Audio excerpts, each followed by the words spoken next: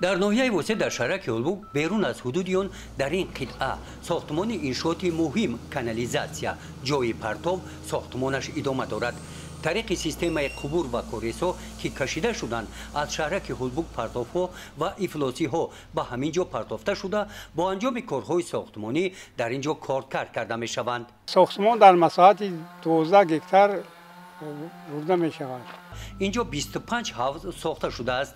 قسمی از کارها در حوضها به انجام رسیده است. ساختمان بینای معمولی کارخانه در عرفه انجامیابی است. عین زمان کارگران با ساختن چنین جویبارهای بتونی و این گونه واسطه تقسیم کننده پرتاب‌ها مشغول می باشند. ساختمان انشاءات مذکور بعد به انجام رسیدن مرحله اول کارهای قبورخوابانی در شهرک هولبوگ ماه دکبر سال گذشته آغاز یافته است و طبق نقشه آن باید سال 2026 انجام یافته مورد استفاده قرار گیرد. گزارش خواجه نظریف خدای نظر ظهوروف از ناحیه واسه برای برنامه اطلاعاتی نوید.